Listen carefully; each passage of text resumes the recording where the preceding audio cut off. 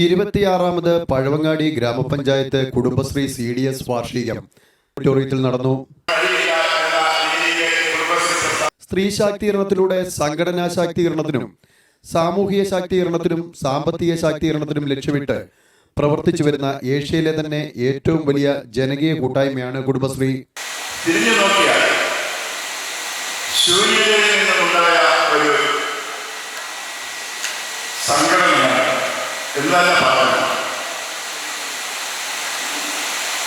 96 രൂപം കൊള്ളപ്പോൾ ഞാനും കുടുംബശ്രീ അംഗമായാൽ പോയി അതിൻ്റെ പ്രവർത്തനങ്ങളിൽ നോക്കിക്കാണുകയും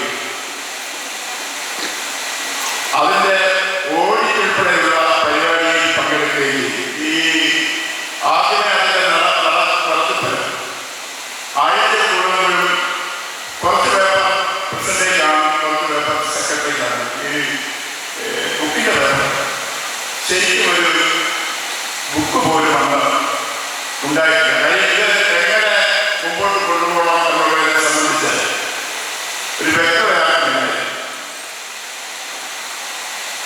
അപ്പോൾ ഞാൻ ഞങ്ങളുടെ ചില കുടുംബശ്രീയിൽ അത് ആവശ്യപ്പെടുന്നതനുസരിച്ച് ഓഡിറ്റ് ചെയ്യാൻ തുടങ്ങി. അതുകൊണ്ട് ഞാൻ പറഞ്ഞു. അപ്പോൾ ഈ അടുത്ത കണക്ക് സിസ്റ്റം പേപ്പർ എടുക്കും, പ്രസിഡന്റ് വേറെ പേപ്പർ എടുക്കും, സെക്രട്ടറി വേറെ ഒരു പേപ്പർ എടുക്കും. അങ്ങനെയായിരുന്നു അത് വളർന്നത്. ഇന്നിപ്പോൾ വളർന്ന് പ്രസിഡന്റ് വന്നതുകൊണ്ടല്ല. പ്രസിഡന്റ് അധ്യക്ഷ പറഞ്ഞു ചെറിയ ചെറിയ ലോണാണ് വലിയ വലിയ ലോണാണ് കിട്ടുന്നത്. അല്ലേ, 10 പേരുടെ കുടുംബശ്രീക്ക് പരമാവധി 20 ലക്ഷം രൂപ വരെ ലോൺ കിട്ടുന്നു. ഈ പ്രസ്ഥാനം വളർന്നു എന്നുള്ളതിന്റെ തെളിവാണ്. പ്രസിഡന്റ് സൂചിപ്പിച്ചു, കുടുംബശ്രീ പൈസ എടുക്കാനും ഇന്ന് ഭർത്താക്കന്മാർ നിങ്ങളുടെ പദ്ധതി കൈക്കൊണ്ടാണ്.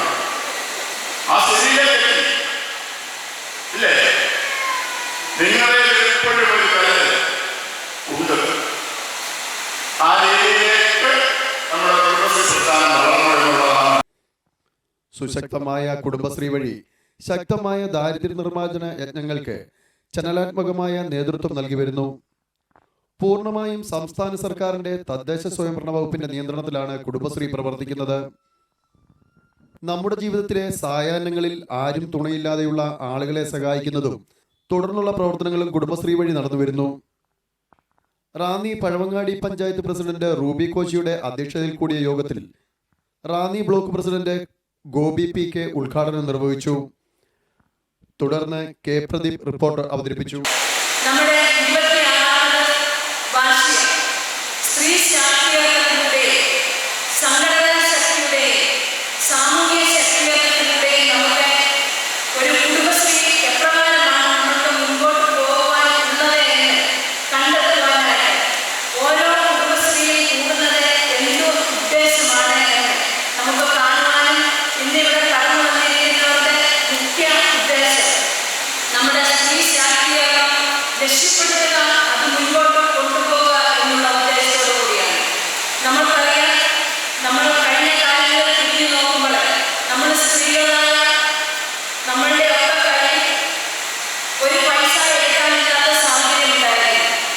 ഭർത്താവ് അന്വേഷിച്ച് കൊണ്ടുവന്ന് തരുന്ന ആ പണം നമ്മൾ ചെറിയ ചെറിയ സമ്പാദ്യങ്ങളാണ്. ഇപ്പോൾ കുടുംബശ്രീ വഴി അത് വലിയ വലിയ സമ്പാദ്യങ്ങളിലേക്ക് കടന്നു പോവുകയാണ്.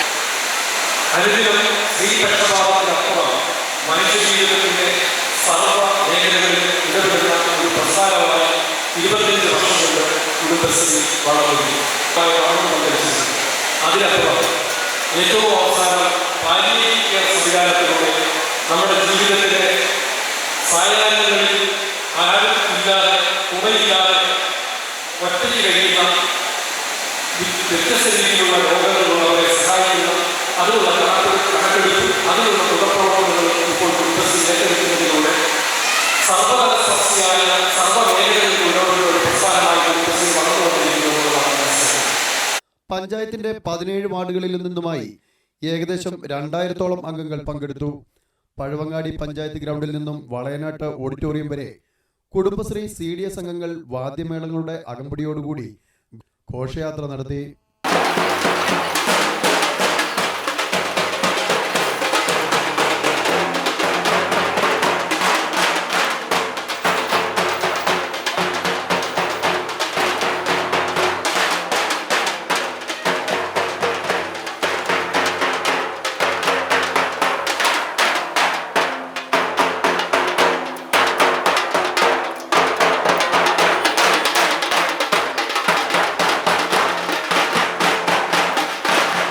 ചടങ്ങിൽ Adila S, John Abraham, Mini Mariyam George, MG Sreekumar, Shirley George, Soumya G Nair, Nisha Rajeev, Jessy Alex, Anitha Anilkumar, Shiny Rajeev തുടങ്ങി വാർഡംഗങ്ങൾ പങ്കെടുത്തു. ശേഷം കുടുംബശ്രീ CDS അംഗങ്ങളുടെ കലാപരിപാടിയും നടന്നു.